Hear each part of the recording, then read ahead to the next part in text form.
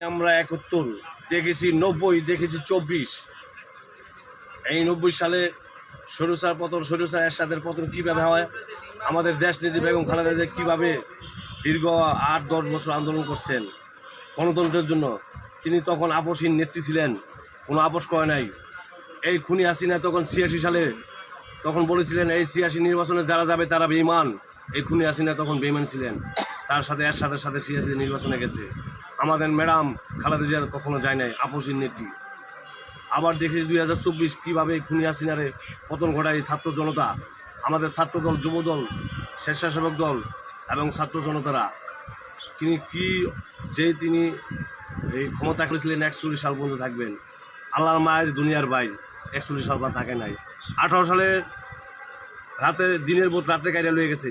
১৪ সালে কারচুপি করছে, কুত্তা মার্কা ভোট হয়েছে।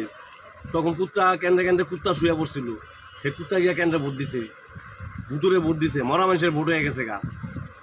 এই ২৪ সালও আমাদের বিএনপি যায় নাই। বিএনপি সারা নির্বাচন করে আলে কীভাবে করছে, জনগণ বলছে এই ২৪ সালে নির্বাচনে, এই নির্বাচনে আরেকটা নির্বাচন হবে, তখন হয়েছে ইনশাল্লাহ। এই ছাত্র জনতা প্রথম ঘটাই দিছিল এবং আমাদের বিএনপির ছাত্রদল, স্বেচ্ছাসেবক দল, যুবদল এবং আমাদের লন্ডন থেকে তারেক জিয়ায় নির্দেশ দিলেন ছাত্রদের সাথে আসেন, ছাত্রদের সাথে থাকেন। ২০২৩ সালে আমাদের এই তারেক জিয়া নির্দেশ দিয়েছেন ৩১ দফা রাষ্ট্র সংস্কারের নির্দেশ দিয়েছিলেন। সেই ৩১ দফার মধ্যে আমাদের এখন ছাত্র সংস্কার সব কিছু আছে। তখন অনেক ছাত্ররা বলে এখন এরই নাই, তারেক জিয়া বলছে। কিন্তু আমার তারেক জিয়া সেই ২৩ সালে বলেছিলেন রাষ্ট্র সংস্কারের জন্য ৩১ দফা আমাদের প্রস্তাবনা।